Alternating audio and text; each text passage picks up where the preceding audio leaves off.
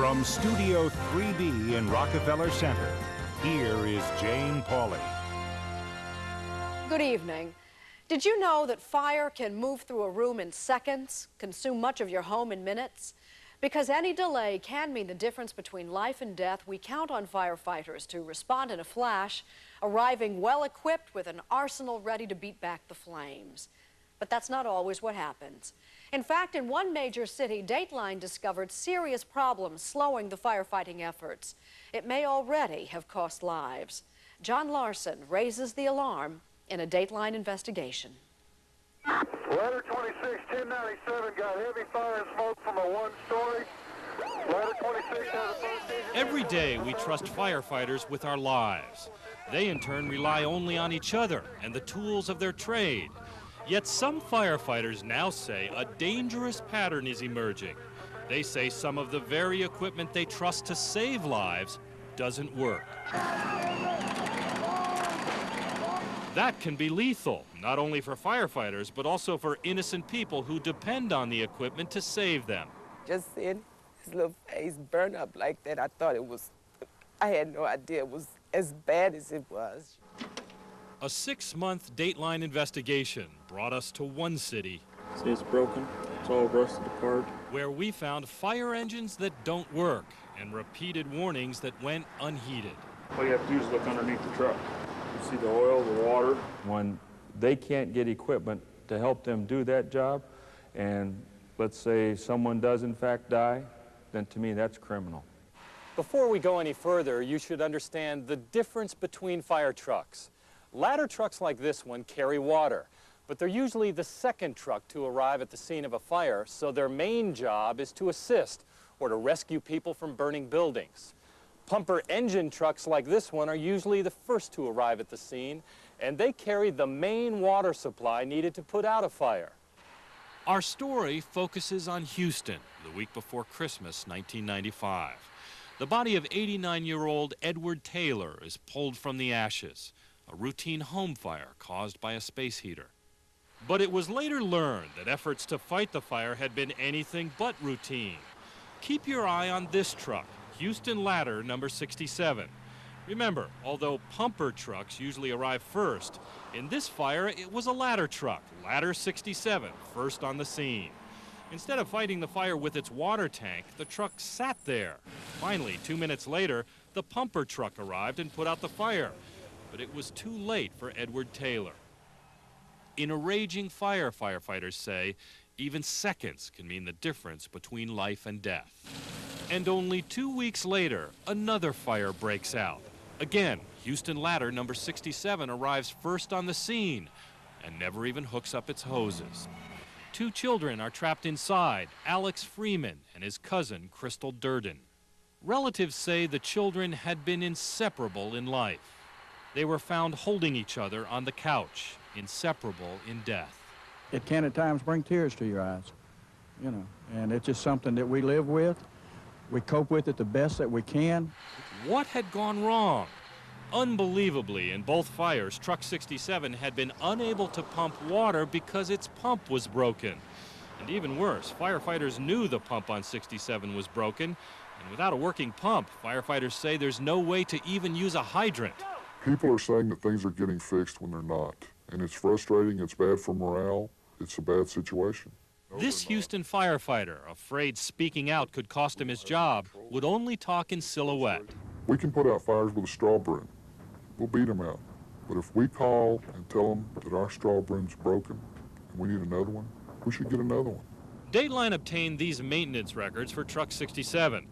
They show that time after time, Ladder Truck 67 was called in for repairs, but the pump was never fixed. And according to this letter from the senior captain at that station, the faulty water pump was reported as not working only 2 weeks before the first fatal fire. Is that something that could have been avoided? Absolutely. Ralph Craven was a firefighter for more than 20 years. He now runs a private company that evaluates fire equipment for departments nationwide. He says even more disturbing is how little it would have taken to fix the truck. What was the matter with it? It was a blown fuse. A fuse? That would have allowed the pump to work, be engaged. How much would a fuse like that have cost? About $1.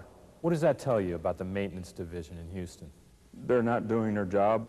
If it was as simple as that, just one example of a poorly maintained fire truck, this tragic story would likely end right here. But Dateline has learned that what happened to truck number 67 was due in part to a decision made by the Houston fire chief. According to Houston Fire Department policy, ladder trucks weren't needed to pump water, so it shouldn't matter if their pumps malfunctioned. Houston's then fire chief, Eddie Corral. What you need to understand about that is that that's the ladder trucks. Ladder trucks are not charged with the responsibility of doing a fire attack. According to the chief, water pumps on ladder trucks don't need to work, even though firefighters say ladder trucks are oftentimes first on the scene. The fire department had a policy saying fixing pumps on ladder trucks was priority 3, the lowest priority. That's because Houston gives their more powerful engine pumper trucks the responsibility of pumping the water needed to put out fires. And while it might seem like an issue of cost, it is not. Houston's 33 ladder trucks, argues the chief, don't need to have working water tanks because their job is only to assist. The chief tells us that there was a policy decision, that ladder trucks didn't really need these pumps to work. Then why did they purchase the truck with the pump on it and the water tank on it? While that equipment is there on that truck, it needs to be repaired, maintained, and it needs to work. And in fact, in Houston, there's another policy, that their equipment, including ladder trucks, is always supposed to be ready for service. Were the incidents involving ladder 67 a fluke? We decided to take a look at Houston's fire engines for ourselves. A Dateline producer brought Ralph Craven to several Houston firehouses, and he was stunned by what he found. Another ladder truck in active service, number 26, with a huge problem. This tank right here is supposed to hold water because they have a pump on this truck.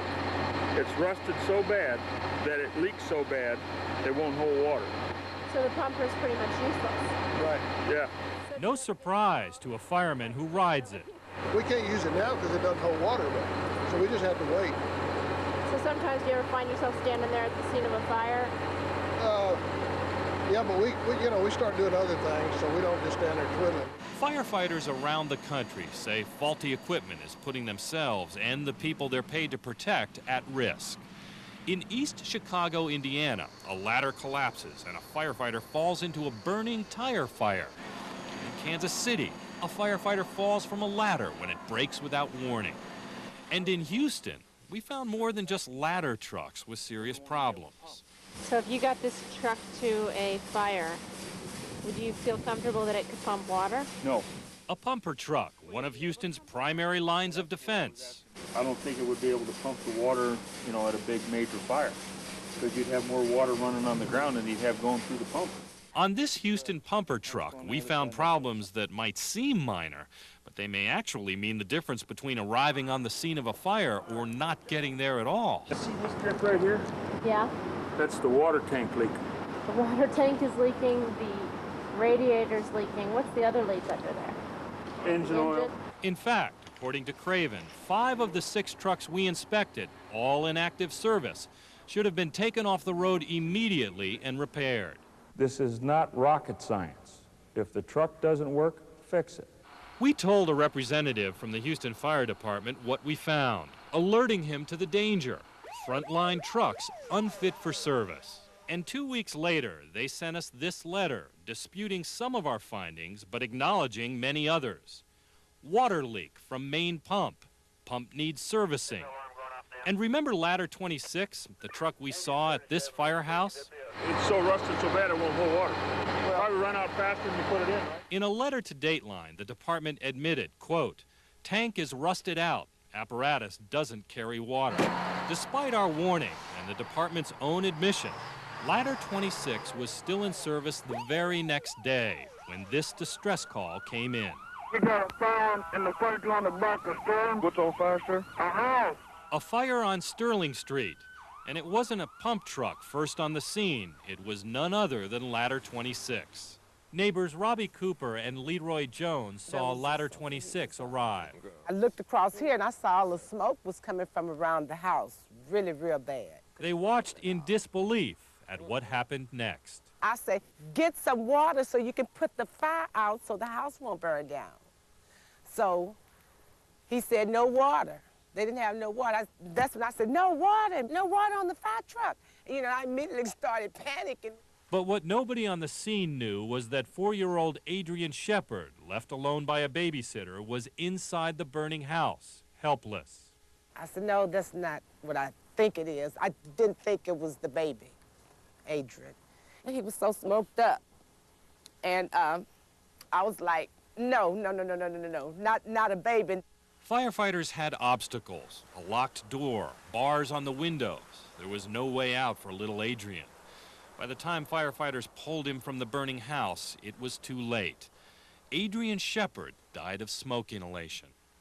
Remember, Ladder 26 is the same truck we warned the Houston Fire Department about just a few weeks before this fatal fire.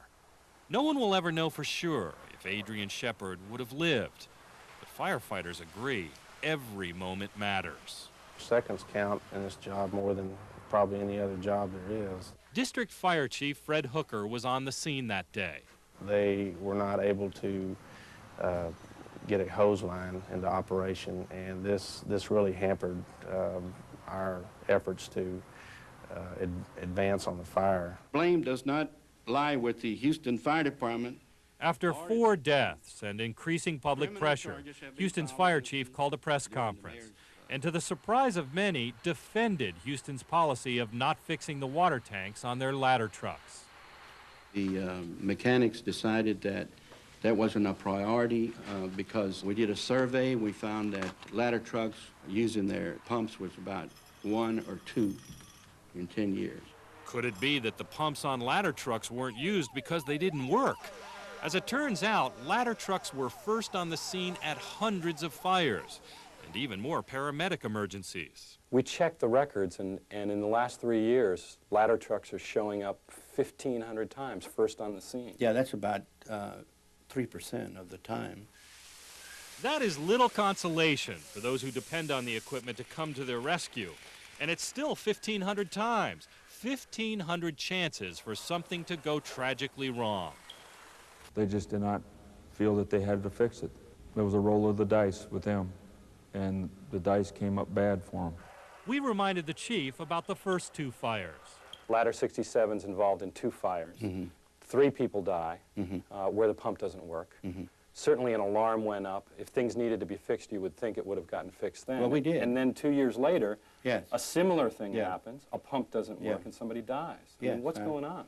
Yeah, 2 years later, it would seem that they would have been taken care of, and we thought we had. But then why wasn't Ladder 26 fixed after we informed the Houston Fire Department about that very truck? Your department's own internal memos say that on August 1st, that truck was sent in for repairs, water leaking from the tank. It was sent in again in September. It was sent in again in October. Dateline even saw the problem and notified your department, and yet the truck wasn't fixed. Yes, it was some kind of human foul-up at the shop. And again, this is not representative of things that we fix. Before these tragedies, there was the general understood policy that your second line of defense, your ladder trucks, didn't necessarily have to have their pumps in working order. That's correct. Do you now feel that that policy was misguided? I've made the decision. I've made the decision that any equipment that has a pump and a tank shall be working. If that's a change of policy, then that's what it is. A change of policy that comes too late for Edward Taylor, Alex Freeman, Crystal Durden, and Adrian Shepard. What do you think would happen if you took the Houston Fire Fleet and took it through a regular old vehicle inspection program like everyday drivers have to take their cars through? They would be out of business. Their trucks, based on what I saw, their trucks would be shut down, the vast majority of them. Pulled off the road. Pulled off the road. In January, Houston got a new mayor, Lee Brown, and now has a new fire chief. Eddie Correll returned to a previous position as fire marshal. While Brown told Dateline it was Correll's choice, his explanation was a new mayor usually means a new fire chief. But sources within the fire department say the reassignment was a direct result of the ongoing equipment problems.